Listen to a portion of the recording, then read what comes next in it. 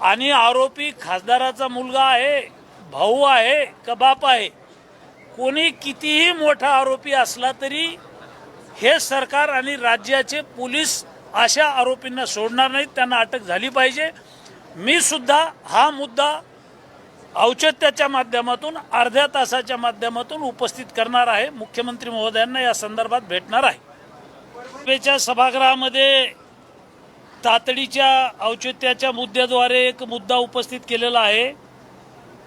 राज्याचे मुख्यमंत्री देवेंद्रजी फडणवीस, शिक्षण मंत्री माननीय दादा भुसे साहेब यांनी राज्यातले शेतकरी आहेत, SC ST NT VGNT OBC Maratha मुस्लिम अल्पसंख्याक यांची मुलं शिकले पाहिजेत, मुली शिकल्या पाहिजेत, डॉक्टर वकील IAS IPS अधिकारी झाले पाहिजेत म्हणून राज्यात इंग्रजी शाळा काढलेल्या आहेत, मोठ्या प्रमाणावर मान्यता दिलेल्या आहेत। या 10 वर्षामध्ये परतूरला किड्स इंग्लिश स्कूल या नावानं युती सरकारनं मान्यता दिली।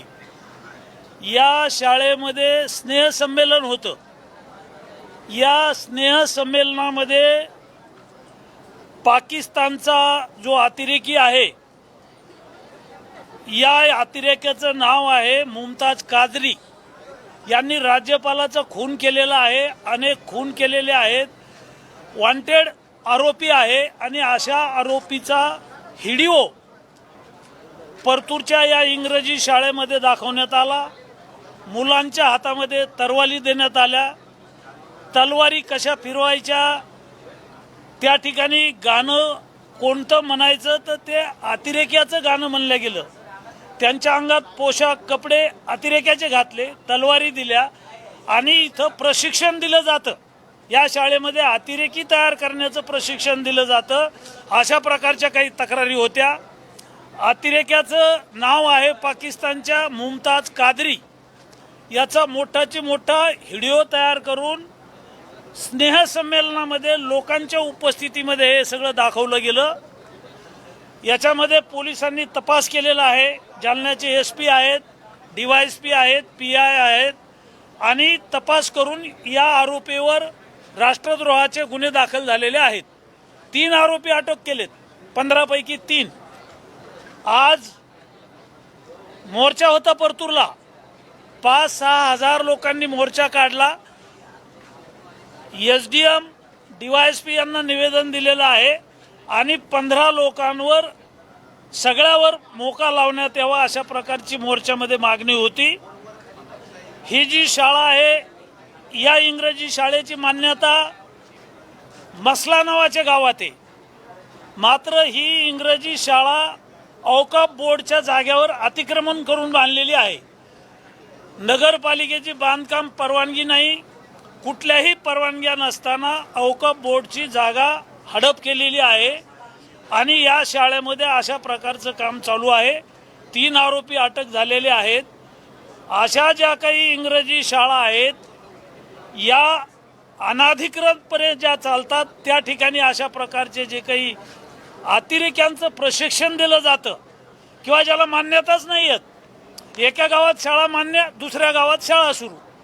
जिल्ह्याचे शिक्षण अधिकारी आहेत, गट शिक्षण अधिकारी आहेत, हे कुठेही जात नाही आहेत, तपासणी करत नाही आहेत, कोणतं शिक्षण दिलं जातं, कोणतं ज्ञान दिलं जातं, हे शिक्षण अधिकारी आणि शिक्षण विभागाचं दुर्लक्ष असल्यामुळं अशा घटना घडत आहेत। मी सभागृहात हा विषय मांडलेला आहे।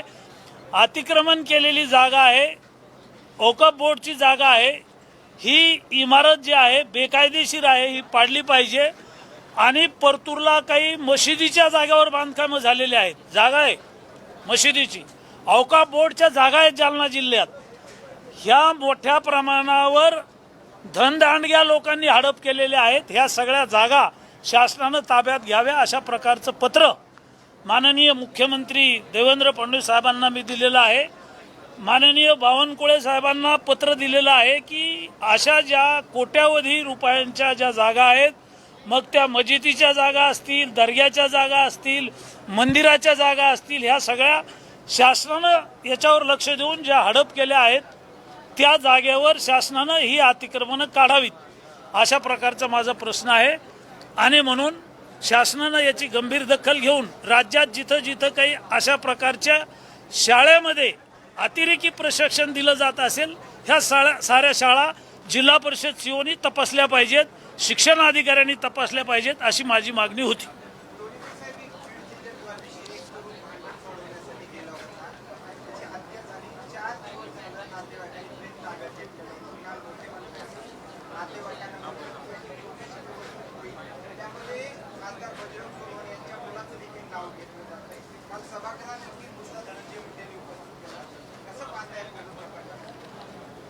राज्याचे मुख्यमंत्री आणि गृहमंत्री महोदयांनी याची दखल घेतलेली आहे।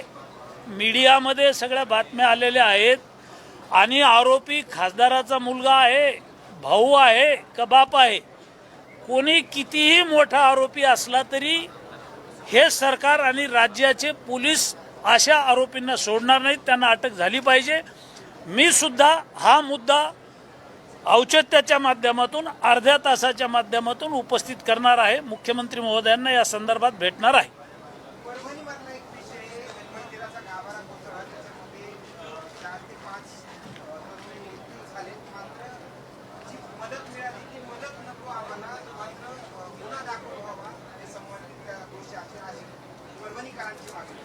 मी स्वतः परवा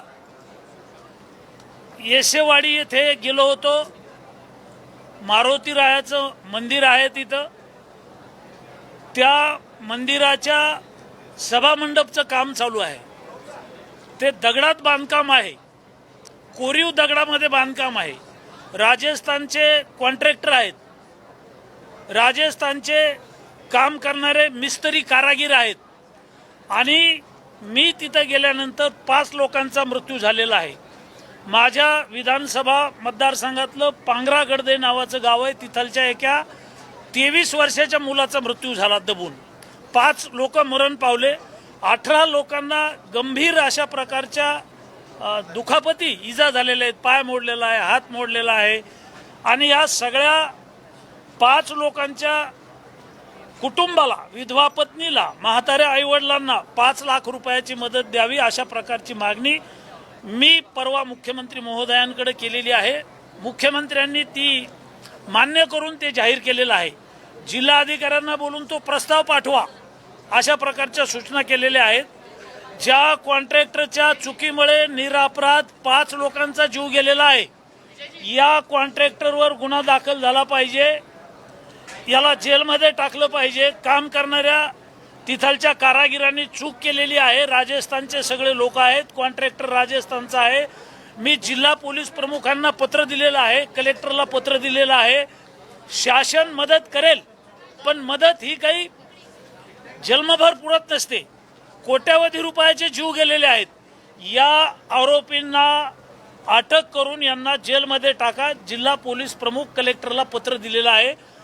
मी औचित्याच्या माध्यमातून अर्ध्या तासाच्या चर्चेच्या माध्यमातून हा मुद्दा उपस्थित करणार आहे आणि कुठल्याही परिस्थितीत ज्याच्यामुळे 5 लोकांचा मृत्यू झाला, 18 लोकांचे हातपाय तुटले, ह्यांना माफी नाही, यांच्यावर कारवाई करण्यासाठी मी मुख्यमंत्री महोदयांना भेटणार आहे।